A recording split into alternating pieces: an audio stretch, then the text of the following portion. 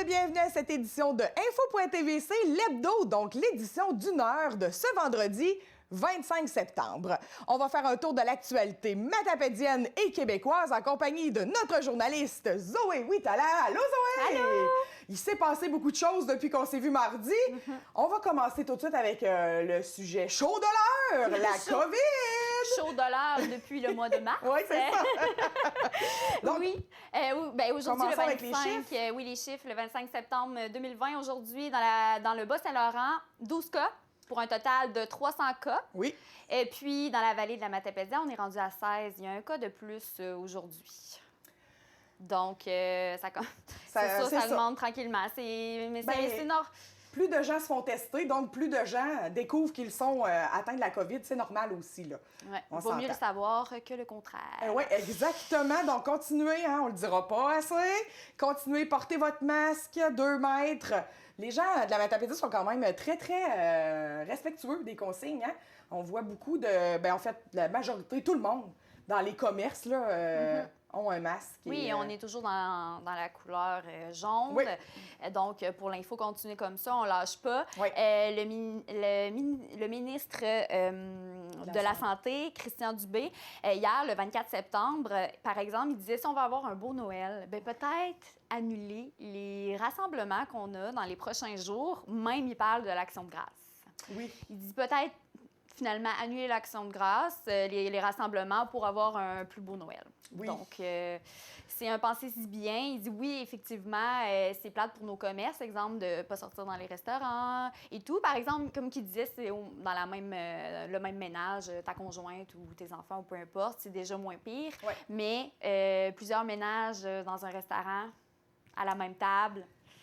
Faire attention. Faire attention. Pas faire exprès pour se rassembler quand c'est pas nécessaire. Je vais faire un petit bémol, pas un bémol, mais attirer l'attention des amis chasseurs, la chasse à l'air commence demain matin. Faites attention aussi, là, vous allez aller dans le bois, peut-être avec vos chums qui descendent de la ville, venir à la chasse. Il y a souvent de l'alcool d'impliqué. De l'alcool. Respectez le 2 mètres quand même, les gars, dans vos roulottes et campes de chasse, c'est important. Oui. Oui. Oui, donc, on va revenir sur la différenciation de 10 jours d'isolement contre 14 jours d'isolement. C'était nébuleux, mardi, dans notre bulletin. Donc là, on vous précise tout ça. Oui, rectification, durée d'isolement du 10 ou 14 jours. Je trouve que j'ai été pas assez... c'était dur à lire à l'écran, donc je me suis dit, je vais revenir là-dessus. Durée minimum d'isolement de 14 jours. Personne qui est considérée par la santé publique comme contact significatif d'un cas confirmé, ceci même avant d'avoir eu le résultat de son test de dépistage négatif. Donc, pour cette situation-là, c'est 14 jours d'isolement. OK. Ou personne revenant d'un voyage hors du Canada. Oui. Ceci même avant d'avoir eu le résultat de son test de dépistage négatif. Donc, pour ça, c'est 14 jours d'isolement. Donc, par la suite, durée minimum d'isolement de 10 jours, c'est personnes confirmées positives tout simplement, ou personne hospitalisée qui est un cas positif. OK. Puis, comme je disais, mardi, critère pour la levée d'isolement, n'a pas de fièvre depuis au moins 48 heures ou ne présente pas de symptômes depuis au moins 24 heures. Donc, la fièvre, 48 heures, mais les autres symptômes comme la toux, la perte de l'odorat, etc. Donc, je pense que là, j'ai été plus claire. Oui, là, c'est beaucoup plus clair. Merci, Zoé, d'avoir précisé tout ça. On a eu une annonce du côté du fédéral. La PCU, c'est terminé. Oui, la PCU, c'est terminé. Maintenant, c'est l'assurance emploi modifiée. Il va y avoir 3 choix, soit la PCRE, la PCMRE et la PCREPA. À partir du 27 septembre prochain, alors ce dimanche, les Canadiens auront une aide financière grâce à un de ces 3 programmes-là qui s'ajoute à l'assurance emploi. Le programme d'assurance emploi sera désormais accessible après 120 heures travaillées. Les chômeurs recevront 500 $ par semaine à la place de 400 $ pour une durée maximum de 26 semaines. Donc, là, il faudrait... Oui, clarifie-nous qu'est-ce que la PCRE, PCMRE et la PCRRE. Donc, on va commencer par la PCRE, la Prestation canadienne de relance économique. Ça permettra à son bénéficiaire de travailler tout en recevant des versements de 500 $ par semaine durant un maximum de 26 semaines. OK. Cependant, si le revenu annuel du travailleur dépasse les 38 000 Oui.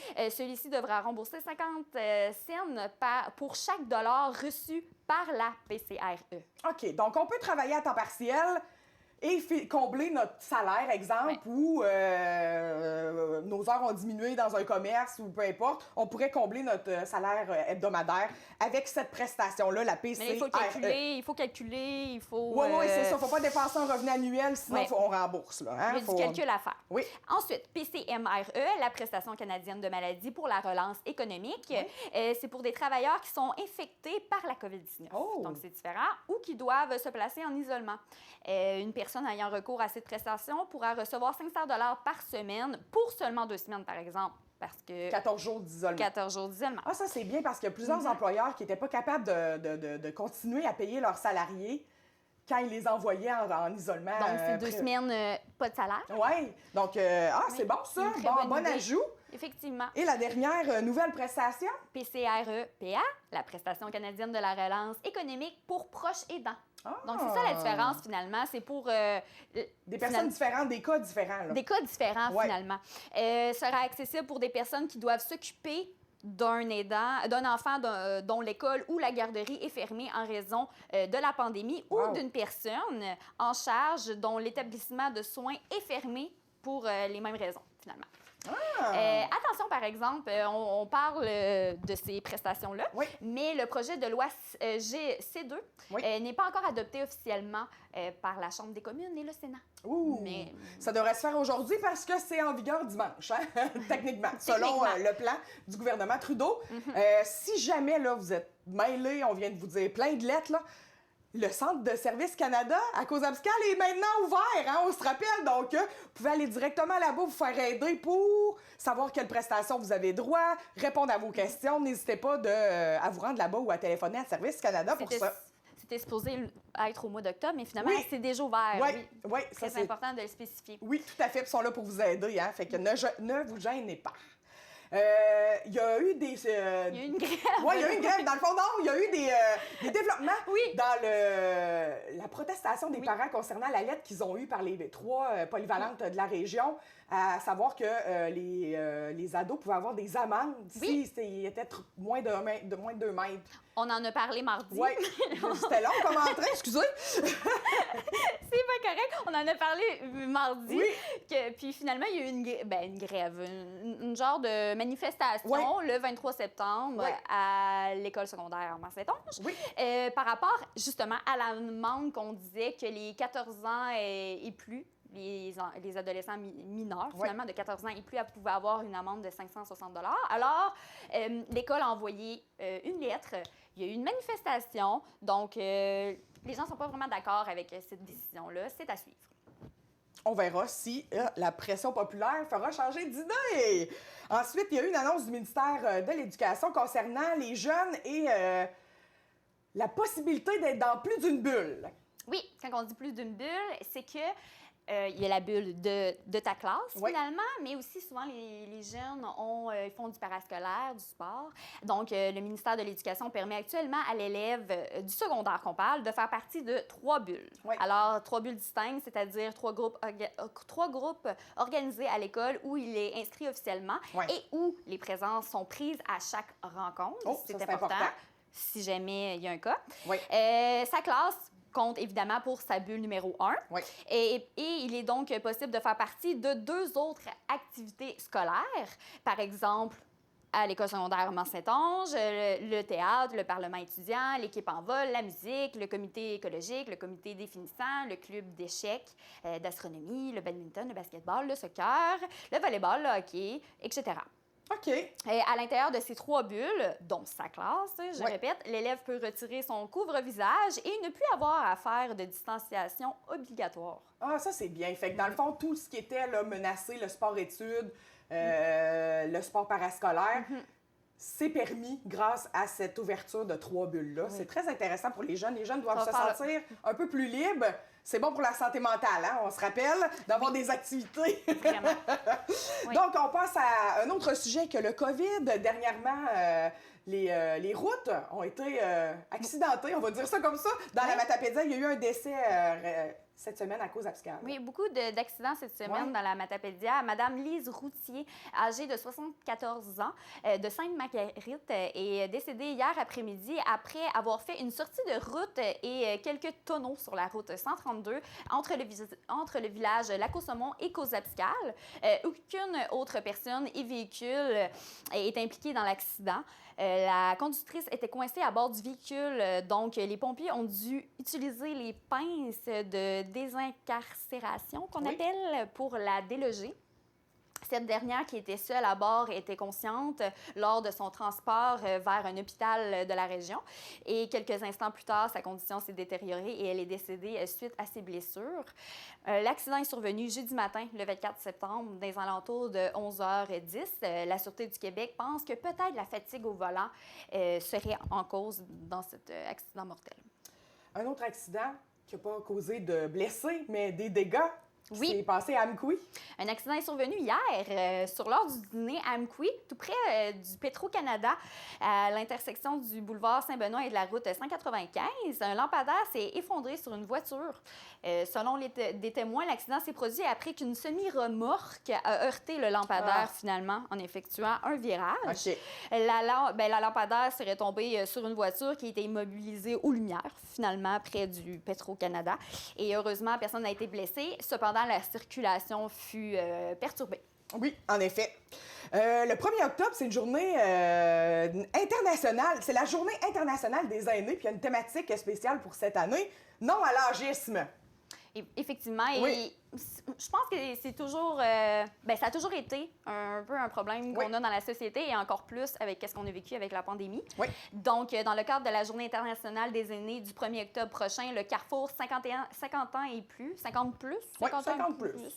Du Québec dit non à l'agisme. Il faut réagir. L'agisme consiste à avoir des préjugés ou un comportement discriminatoire envers des personnes ou des groupes de personnes en raison de leur âge. En cette Journée internationale des aînés, le Carrefour 50 plus du Québec vous demande d'être vigilant.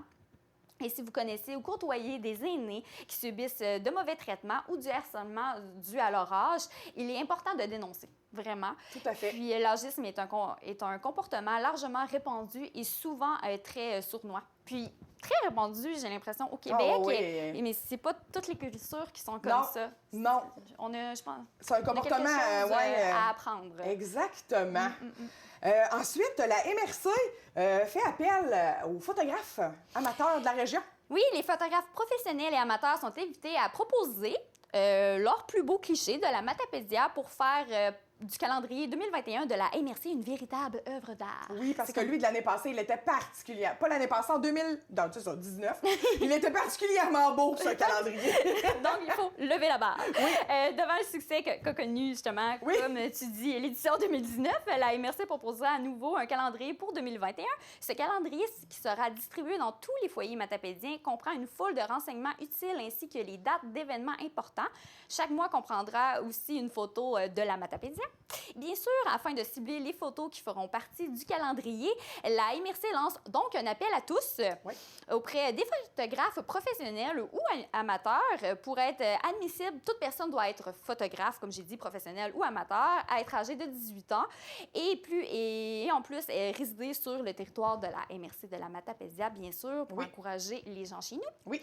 Les photos admissibles sont celles en couleur et qui illustrent des éléments du paysage matapédien, bien sûr. Et puis, précisons que les photos sur lesquelles on retrouve des personnes identifiables ne sont pas permises. Ah, d'accord, merci. Précision. On ne veut pas faire... voyons, c'est Émilie. J'envoierai pas mes photos. À qui on envoie ça, ces photos-là? Oui, on envoie ça finalement... on peut maximum 3 photos. OK, 3 photos. Puis vous avez le courriel ci-dessus. Oui. À l'écran. La date limite pour le faire est fixée au 11 octobre. Et au terme de cette période, le comité de communication de la MRC procédera à la sélection des photos qui figureront dans le calendrier. Juste pour mentionner, pour finir, que c'est 100 $ par photo. Que donc, les photographes vont pouvoir recevoir. Donc, c'est pas gratuit. C'est pas un don. Ah, c'est bien ça. C'est vraiment bien. On va parler un peu de gestion d'eau. avec l'OBVMR qui a sorti une nouvelle cette semaine concernant... Ben, en fait, oui, ils ont eu... oui, finalement, ils se sont été fait reconnaître en tant que bons gestionnaires d'eau usée. Oui, en plein ça. L'organisme du bassin versant Matapédia, Ristigouche, est très fier d'annoncer que c'est qu'il y a 3 projets qui ont été soumis et que finalement, ça a fonctionné. Oui. Par rapport au projet du programme de gestion durable des eaux de pluie déposé par 3 municipalités du bassin versant ont été acceptés. La municipalité de Matapédia et les villes d'Amkoui et de Cozapiscal ont été retenues pour ce programme. Finalement, les projets seront répartis sur 3 ans. Ils visent à réaliser des travaux d'aménagement, de gestion durable de l'eau de pluie, donc très bien pour l'environnement. Oui. Et des 10 projets acceptés au Québec, les 3 projets en lieu dans le bassin versant des rivières Matapédia et Ristigouche ont été acceptés. Wow! Il y a eu 10 projets au Québec qui ont été acceptés, puis on en a 3 ici. On en a 3. C'est bien ça. Fait que l'OBVMR sont très proactifs dans la région, puis ils continuent de le prouver encore avec cette acceptation de projet-là. Et un autre dossier qu'ils portent, l'OBVMR, c'est la fameuse berce de spondyle, ce parasite végétal On entend qui nous parler, envahit. Oui, surtout cet été. On en entend parler beaucoup depuis plusieurs années, mais j'ai l'impression cet été, là, mais ils ont beaucoup aussi travaillé pour que l'année prochaine, ça aille mieux. Exact. Alors, de nombreux projets au fil des années ont été réalisés à différents niveaux en lien avec la berce de spondyle. Depuis l'année dernière, l'OBVMR mène un projet en lien direct avec le domaine agricole pour les aider. La berce de spondyle envahit tous les types de milieux, y compris les champs et pâturages, dont nombreux agriculteurs ont donc été et seront l'an prochain visés par des moyens de sensibilisation divers afin de mieux les outiller pour lutter contre cette espèce exotique envahissante. Oui. De plus, en partenariat avec certains agriculteurs, l'OBVMR a testé diverses solutions de lutte chimique pour tenter de trouver la méthode la plus efficace finalement pour contrôler ou éradiquer la berce dans les champs. Puis, c'est pas juste les agriculteurs qui ont ça aussi. Là. Non, j'en ai dans ma cour. Oui, tout le monde en a. Oui.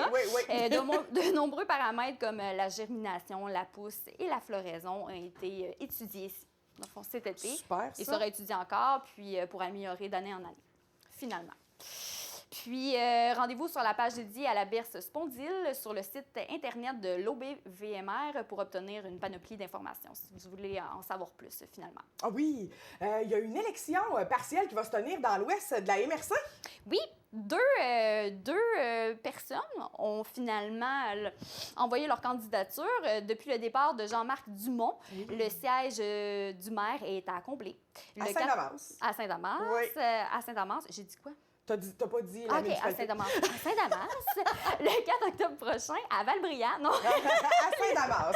Monsieur Dumont, c'est un personnage. On peut dire que c'est un personnage qui est très connu dans la région. Là, on le sait en disant Monsieur Dumont, on sait que c'est à Saint-Damas. On sait c'est qui. Oui. Les citoyens de Saint-Damas pourront voter afin d'élire le nouveau maire ou la nouvelle mairesse.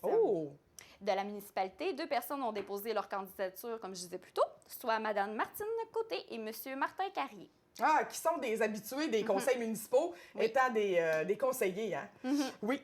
Ensuite, on a une nouvelle côté sport à vous annoncer. Oui, pour finir. C'est tranquille, côté sport depuis la COVID, mais on a des nouvelles de la Ligue senior de hockey de la Gaspésie. Desjardins de la Gaspésie. C'est ça. Oui. Le comité exécutif ainsi que les gouverneurs de la Ligue se sont réunis lors de l'Assemblée générale annuelle virtuelle mardi le 22 septembre dernier. Lors de cette rencontre, une alternative a été proposée concernant la saison 2020-2021 dans le contexte actuel de la pandémie. Les membres ont voté à l'unanimité pour un calendrier de 8 matchs qui pourrait débuter en décembre 2020 ou janvier 2021, selon différents scénarios. Une prochaine rencontre est prévue à la mi-octobre avec les membres de la Ligue afin d'évaluer la situation à nouveau. Donc, oui. C'est ça. Donc, cette ligue-là, ça inclut le bar laser de Cozapiscal, qui a fini abruptement sa saison l'an dernier. Oui, les Vikings du Rocher, le gouverneur, ils ont annoncé un gouverneur qui est Carmel Dubé. Oui. Le bar laser de Causa-Piscale, le gouverneur est Stéphane Leclerc. Le Nordais de la Haute-Gaspésie, le gouverneur, c'est Yves Pelletier. Et pour finir, les Corsaires de Forillon, le gouverneur, c'est Steve Samuel. Donc, à suivre, on aura peut-être du hockey. C'est sûr qu'eux, ils sont dépendants d'Hockey Québec aussi. Oui. Et on n'a pas encore l'autorisation de faire des matchs, des parties entre deux MRC, là, deux territoires, région Gaspésie, Bas-Saint-Laurent pour nous. Donc, à suivre tout ça si la phase 6 est annoncée. Oui. Merci beaucoup, Zoé, de ce tour de l'actualité chargée aujourd'hui. On s'en va à une courte pause et on vous revient tout de suite après.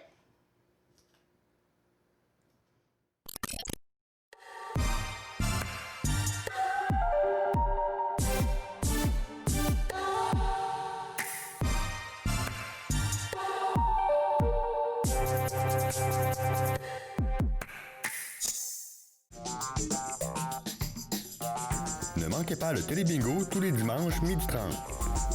Nous aurons droit cette saison à 40 séances, dont 4 méga bingos de 2500 $ et les premiers bingos du mois, la carte pleine est à 1000 $.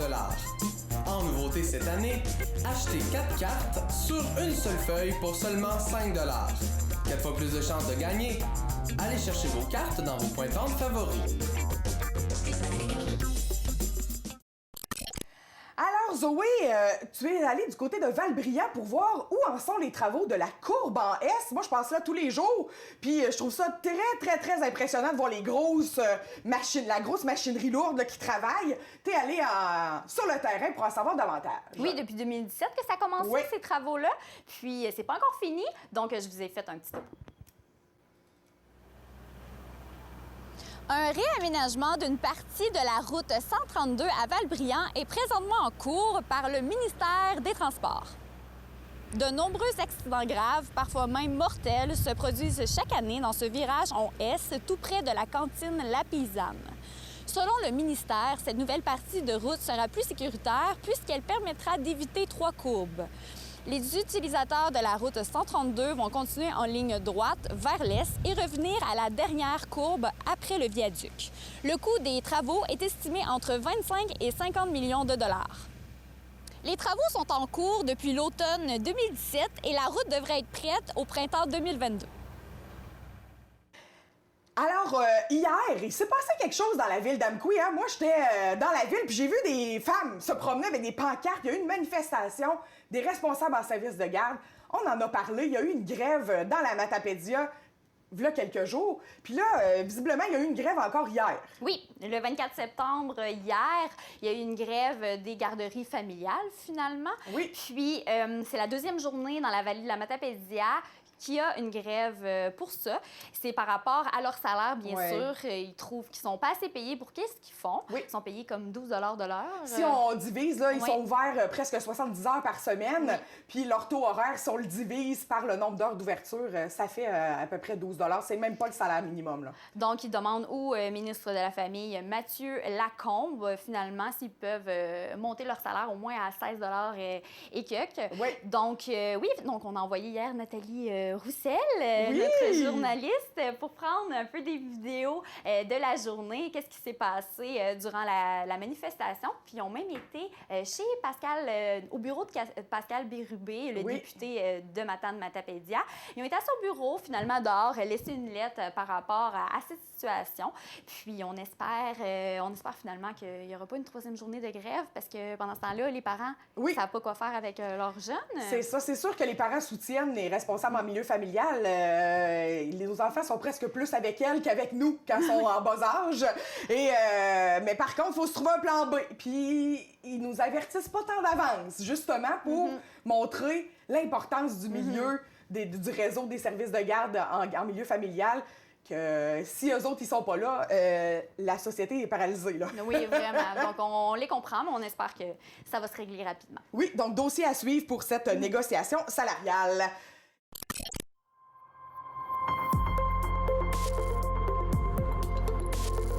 Pour connaître ce qui se passe chez vous, dans la vallée de la Matapédia, TVC Matapédia, on s'y retrouve partout.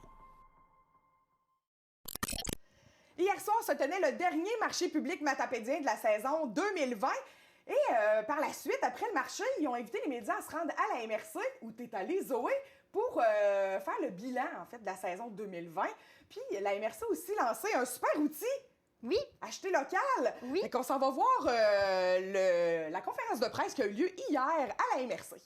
Ce soir, on a une belle nouvelle. On a quelque chose de spécial qui a été fait pour justement stimuler l'achat local. L'achat local, on l'a vu dernièrement avec notamment la COVID. On a vu que l'achat local, les gens se sont tournés beaucoup vers ça. Mais dans la Matapédia, c'était déjà une tendance qui était intéressante.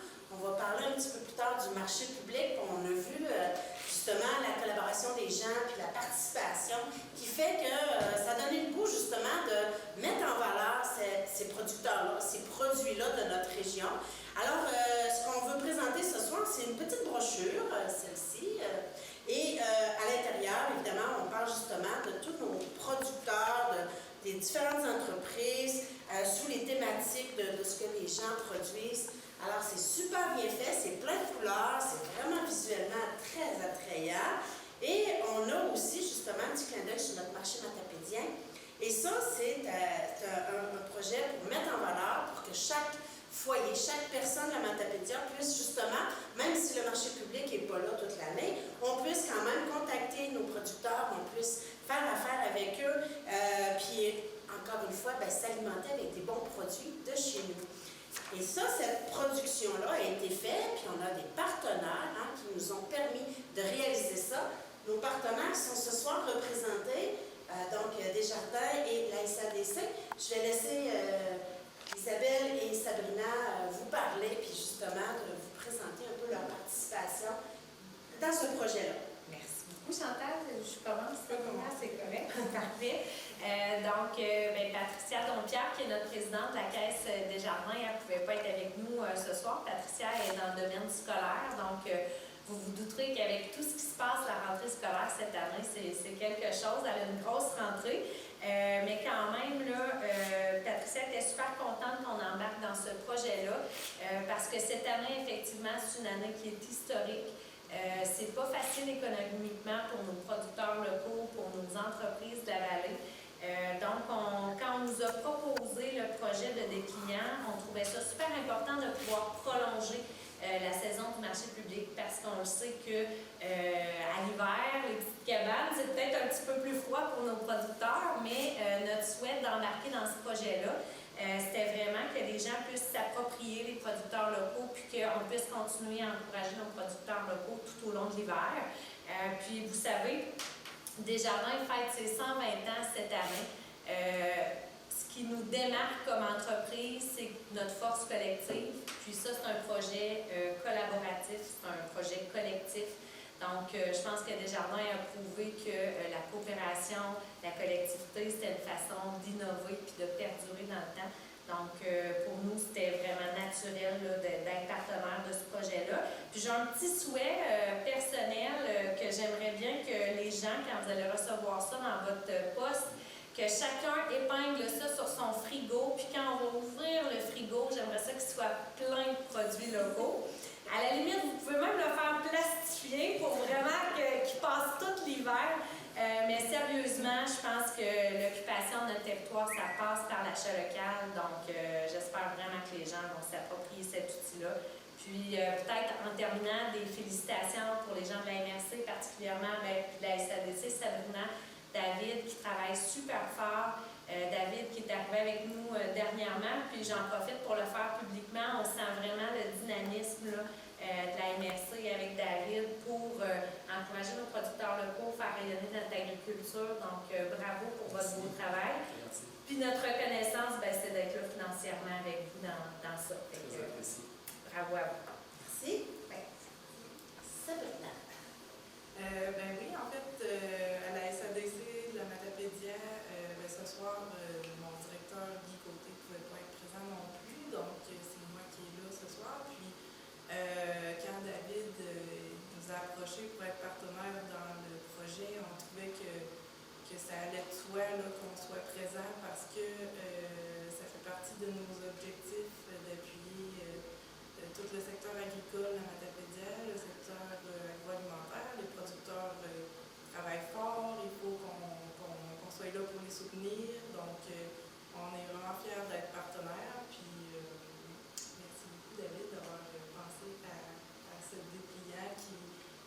espère comme une belle.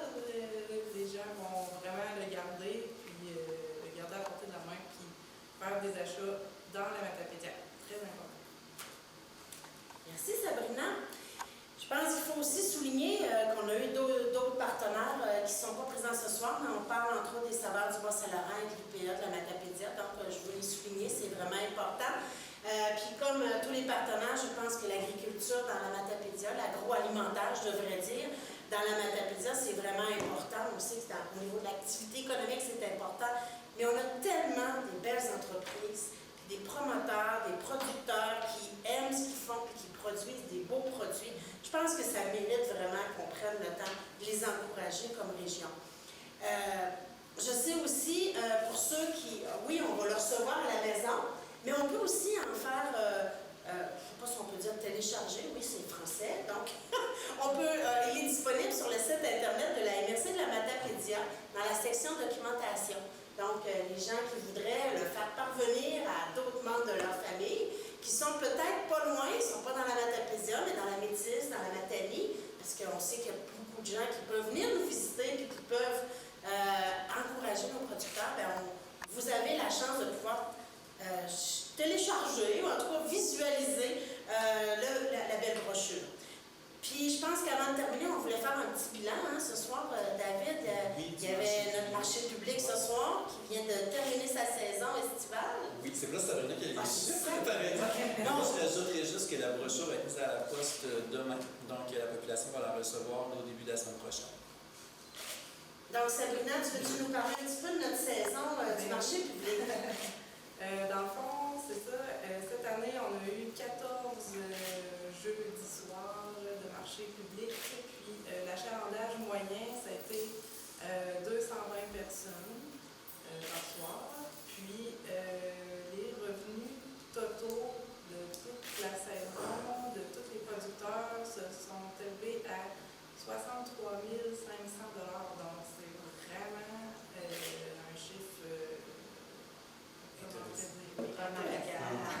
Surtout en période de COVID, on avait tellement d'incertitudes, on se demandait est-ce qu'il va y avoir un marché public, est-ce que ça va fonctionner, est-ce que les gens vont avoir peur de venir, est-ce que ça va arrêter à un moment comme ça, parce que le gouvernement, on va retomber en reconfinement, puis finalement, les gens ont vraiment été là, ça a été une belle saison. On les remercie d'ailleurs de s'être déplacés. D'avoir respecté les consignes, parce qu'il y avait des consignes particulières cet été. Les gens étaient vraiment bien collaborateurs, ça c'est plaisant aussi. Oui. Donc, on est bien contents de notre saison, puis le marché public va revenir l'an prochain, c'est sûr. Est-ce que tu veux rajouter quelque chose? Non, tout a été dit. Ben, merci beaucoup pour le marché public. Je vous dirais à tous les gens autour de ce projet-là. Je pense que c'était vraiment une belle réalisation dans la Matapédia. On a vu évoluer le marché public au cours des dernières années. Puis je pense qu'aujourd'hui, on peut dire qu'on peut être fier de notre jardin public matapédien, de rencontrer les producteurs, d'échanger avec eux, de les voir nous parler de leurs produits. C'est quasiment passionnant d'aller... c'est plus que... Je veux dire, c'est plus qu'aller acheter nos légumes, c'est plus que ça, puis de parler avec les gens. Ceux qui n'ont jamais été, je vous invite l'année prochaine à visiter le marché public. Et d'ici là, ben, vous contactez nos producteurs, puis on les encourage. La Matapédia, ça vaut la peine d'y goûter. Pour nous joindre, composez le 418 629 4503 ou écrivez-nous à journaliste@tvcmatapedia.com. Restez à l'affût de toutes nos activités en nous suivant sur Facebook. Vous pouvez également regarder nos émissions en vous abonnant à notre chaîne YouTube. On connaît maintenant la composition du nouveau conseil exécutif de Christina Michaud, l'AGA du Bloc québécois, a eu lieu une semaine dans la Matapédia. Donc, elle a publié qui était sur son nouveau conseil exécutif. Il y a des nouvelles personnes. On le voyait à l'écran. On va voir une photo. Oui. On a Mme Thérèse Sagna, qui est la vice-présidente maintenant. Mme Sagna est originaire du Sénégal et habite Matane depuis 25 ans. Wow. Elle travaille au regroupement des femmes de la région de Matane à titre de coordonnatrice, intervenante et animatrice et a œuvré durant 18 ans au sein du conseil d'administration du Centre d'action bénévole de Matane. Wow. Ensuite, on a Mme Francine Néon, secrétaire, et Serge Côté, trésorier. Madame Héron est originaire de Saint-Vianney et Monsieur Côté des cantons de l'Est. Il s'implique au Bloc québécois depuis 2006 et sont des indépendantistes de la première heure. Oui, tout à fait. C'est des matapédiens qu'on connaît pas mal. Par la suite, on a Madame Ariane Caillé. Caillé, c'est A-Y-E-R, Oui, je pense qu'on dit. C'est la conseillère. Ariane est originaire du Kamouraska, mais s'est établie en Gaspésie il y a 2 ans afin d'y pratiquer le droit. Elle est impliquée dans le mouvement indépendantiste depuis l'âge de 16 ans. Donc, très jeune, ayant notamment été présidente de l'aile jeunesse du Parti québécois de 2015 à 2017. Ensuite, on a M. Philippe Dauteuil, représentant jeunesse. Philippe est originaire de Baie-des-Sables et c'est sa première implication en politique. Wow. Il étudie à l'Université de Sherbrooke en génie civil. Et pour terminer, Mme Marie-Ève Desrosiers, représentante jeunesse. Mme Marie-Ève est originaire de Matane et termine en décembre ses études universitaires en nutrition. Elle effectue présentement un stage à l'hôpital de Matane. Il s'agit de sa première expérience en politique et elle dit avoir été convaincue de s'impliquer en politique en raison des valeurs de jeunesse et de valorisation des régions véhiculées par Christina Michaud. Un beau conseil qui mélange sagesse et jeunesse. Femme, féministe aussi. Femme aussi, j'adore ça. On sait que Madame notre députée est très féministe, donc tout à fait. Avec ses valeurs. Donc, notre députée est entre bonnes mains, notre région est entre bonnes mains. En plus, tu l'as rencontrée cette semaine pour faire une entrevue avec elle. On recommence un peu nos rencontres à chaque semaine avec nos députés, notre préfet. Donc, Christina Michaud, tu l'as rencontrée cette semaine? Oui, on a beaucoup parlé. C'est une grosse semaine. C'était la rentrée parlementaire à Ottawa. Donc, on a beaucoup parlé de ça cette semaine. Donc, on s'en va voir l'entrevue avec Christina Michaud. On est jeudi après-midi, le 24 septembre, et notre députée fédérale, Christina Michaud, prend le temps de parler avec nous virtuellement via Ottawa. Bonjour, Christina. Allô, ça va bien? Oui, toi? Oui. Ça fait plusieurs semaines qu'on t'a pas parlé et il y a beaucoup de choses à dire. Tout d'abord, malgré ton résultat négatif au test de dépistage de COVID-19, tu as été en isolement jusqu'au 22 septembre et le lendemain, c'était la rentrée parlementaire à Ottawa. Grosse semaine. Oui, quand même. Il y a eu un isolement de 14 jours, bien entendu, pour respecter les consignes de la santé publique, là. Je vois beaucoup de gens qui se questionnent sur la fin de l'isolement de 10 jours, l'isolement de 14 jours. C'est sûr que c'est facile de s'y perdre. Mais sur ma page Facebook, justement, et sur la page Facebook du CI3S du Bas-Saint-Laurent, ils ont publié un outil là, assez facile pour démêler tout ça, là. Donc, moi, puisque j'avais été en contact étroit avec une personne positive, je devais maintenir l'isolement pendant 14 jours, malgré le fait que mon test était négatif. Okay. Alors, c'est ce que j'ai fait jusqu'au 22. Puis par la suite, je me suis rendue à Ottawa pour la rentrée parlementaire. Une chance que les dates marchaient, du sens que sinon, tu n'aurais pas pu siéger finalement? Bien, mon chef n'a pas été aussi chanceux que moi. Oui. Lui, il est atteint de la COVID-19. Alors, il a pu faire sa réponse à l'adresse à la Nation en direct de chez lui hier soir, mais il ne pouvait pas être en chambre avec nous. Donc, il fera sa réponse au discours du trône la semaine prochaine, mardi. Mais nous, on a déjà commencé là, à débattre de ce discours du trône-là aujourd'hui, ce matin. Bien, la santé avant tout. Au moins, il va bien aller par la suite. Alors, le Bloc québécois est-il satisfait du discours du trône du premier ministre Justin Trudeau qui s'est passé hier soir? Bien, pas particulièrement. Si vous voulez tout savoir, on avait 4 priorités au Bloc québécois qu'on avait rendues publiques là, assez rapidement. Vous les connaissez probablement. On voulait la hausse des transferts en santé, bien entendu, parce que la santé, c'est la priorité en ce moment. On veut que les sous s'en viennent à Québec parce que Québec sait quoi faire avec l'argent. Il y a des professionnels de la santé qui sont là et c'est prouvé que la gestion de la crise est beaucoup plus appréciée du côté de Québec que du côté d'Ottawa. Alors, on s'attendait à au moins ça, un respect des demandes du Québec. Ensuite de ça, on s'attendait au minimum un respect envers les aînés qui ont été oubliés tout au long de cette crise-là. Alors, on demandait une hausse du supplément de revenu garanti, de la pension de vieillesse, et ce, à partir de 65 ans. C'est ça, on en revient sur ce qui a été dit, mais pour le reste de nos demandes, on demandait que les juridictions du Québec et des provinces soient respectées et qu'il y ait ces fameuses compensations pour les producteurs sous gestion de l'offre. Malheureusement, ça a été tout le contraire qu'on a eu de ces demandes-là. le gouvernement fédéral empiète complètement dans les juridictions du Québec et des provinces. Il parle d'accès à un médecin de famille, il parle de CHSLD, il parle d'investir directement sans transiter par Québec quand il parle de santé. Donc, c'est complètement aller jouer dans les juridictions du Québec et des provinces. Et ça, bien, on ne respecte pas ça parce que c'est écrit noir sur blanc dans la Constitution, une Constitution qui a été imposée au Québec il y a plusieurs années. Et là, même le gouvernement fédéral ne le respecte pas. Alors, on a un petit peu de la misère à digérer ça. Ce que les Québécois s'attendaient hier avec ce discours du trône-là, c'était, pas des promesses vides ou des choses qu'on a déjà entendues par le passé, mais bien un plan solide pour faire face à la deuxième vague de la pandémie qu'on traverse en ce moment. Et peut-être une relance verte, peut-être des investissements chiffrés. Là, on avait un beau texte, là, c'était bien écrit, c'était très bien lu, mais des paroles vides. Il n'y avait rien là-dedans qui pouvait satisfaire le Québec. Alors, bien entendu que le Bloc québécois est très déçu. Le premier ministre du Québec l'est aussi. Oui, là, c'est assez historique de voir un premier ministre répondre, envoyer un tweet avant même que le discours du trône soit terminé, là. Alors, on voit la déception et bon, donc on se verra dans l'obligation de voter contre ce discours du trône, malheureusement, parce qu'il n'y a rien qui est bon là-dedans pour les Québécois, à moins que le gouvernement Trudeau se ravise et décide de faire le transfert en santé d'ici, la semaine prochaine. Peut-être qu'on changera d'avis sur notre vote pour le discours du trône, mais d'ici là, s'il ne fait rien, eh bien, malheureusement, on ne pourra pas être en faveur de ce discours du trône-là.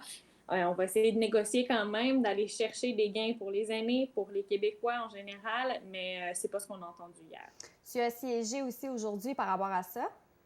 Oui, exactement. Donc, les débats reprennent en formule hybride, bien entendu, un peu à l'image de ce qu'on a vu pendant les derniers mois de pandémie, avec des députés en visioconférence et quelques députés en chambre. Là, on a des sièges à signer, donc c'est 8 députés au maximum pour le Bloc québécois, une trentaine du côté des libéraux et quelques-uns, conservateurs, NPD aussi, pour respecter les mesures de distanciation physique. Alors, c'est particulier, mais ça se passe bien jusqu'à maintenant. C'est plusieurs jours de débats qui auront lieu sur le discours du trône avant le fameux vote de confiance auquel le gouvernement s'est lui-même mis devant, là, en fait. Et c'est une belle joute parlementaire ou politique qu'on a vue hier avec ce discours du trône-là et par la suite l'adresse à la nation là, pour qu'un premier ministre décide de prendre l'antenne, là, les chaînes télévisées, une soirée pour s'adresser aux Canadiens ou aux Canadiennes. C'est quand même gros. Et ce qu'on a vu de cette adresse à la nation-là, c'est pas grand-chose. Des choses qu'on avait déjà entendues auparavant. Là. Des consignes de porter le masque, de se laver les mains, de télécharger l'application pour la COVID-19. Alors, on se demande plutôt si c'était pas un temps d'antenne du Parti libéral du Canada plutôt que du gouvernement, là, de notre gouvernement fédéral qui nous dit qu'il n'y avait rien de neuf à nous apprendre.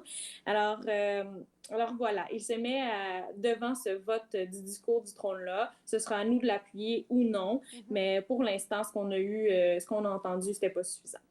Et on ne sait pas encore la date limite quand vous allez décider finalement si vous embarquez ou pas.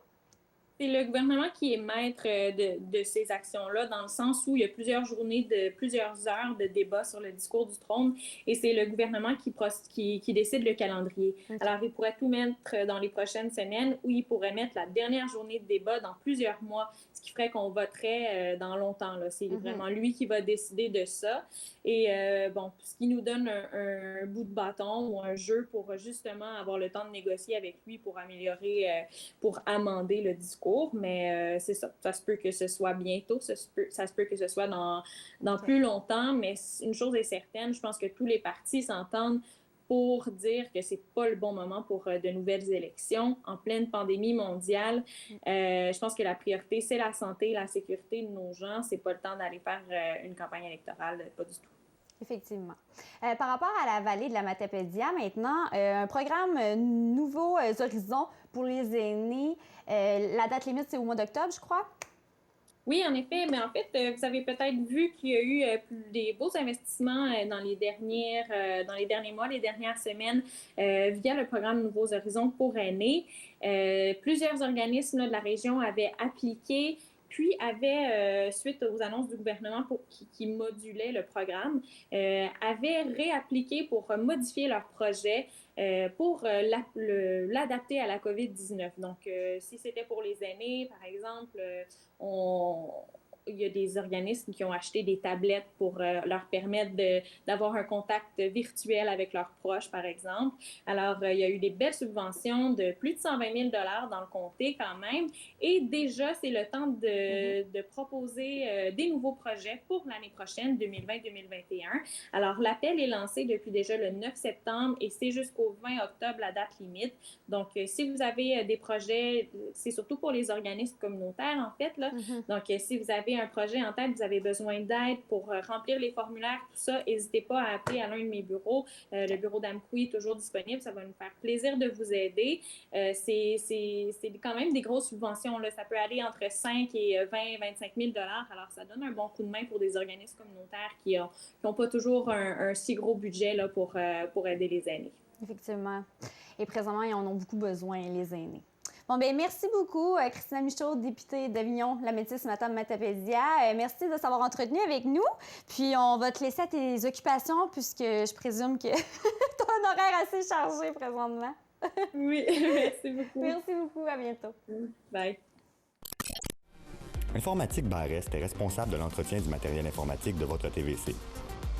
Informatique Barest, vente et réparation d'ordinateurs, services commerciaux et résidentiels.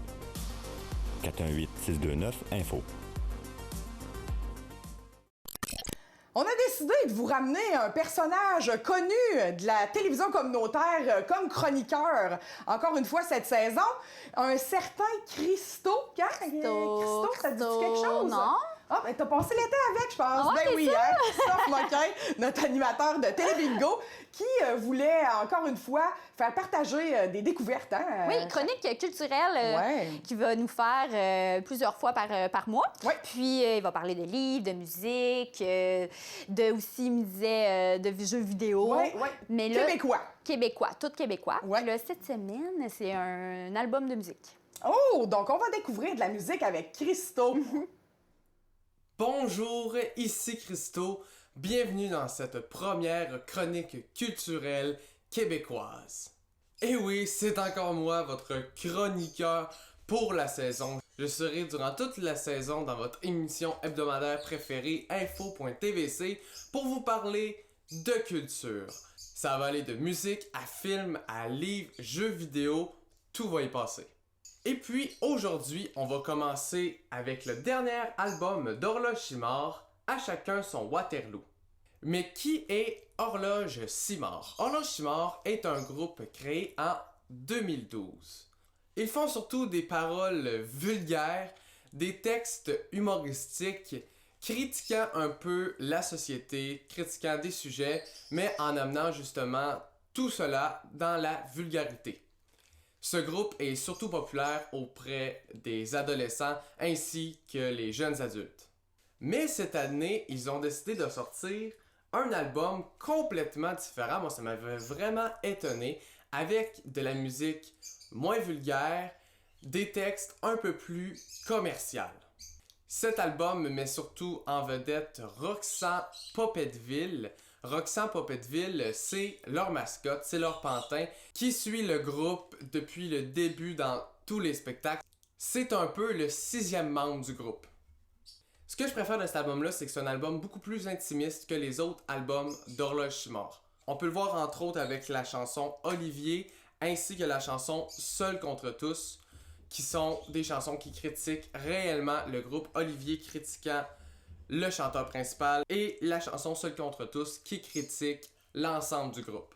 Donc nous avons là un réel revirement de situation. Horloge Simard, qui critiquait la société de façon ultra vulgaire, se met maintenant à se critiquer lui-même, à se remettre en question dans cet album de façon moins vulgaire, plus commerciale. Si on arrête de parler des paroles et qu'on se concentre un peu plus sur la musique, Horloge Simard depuis le début a réussi à nous montrer du rock progressif bien particulier, différent de ce qu'on a pu voir. C'est vraiment un style musical propre au groupe.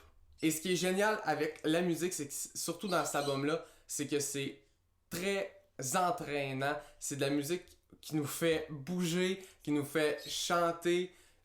Très, très intéressant à écouter en voiture, entre autres. Moi, c'est surtout en voiture que je l'écoute et je m'en lasse jamais. Comme on dit, une image vaut 1000 mots et c'est encore plus vrai dans la musique. Un son vaut 1000 mots.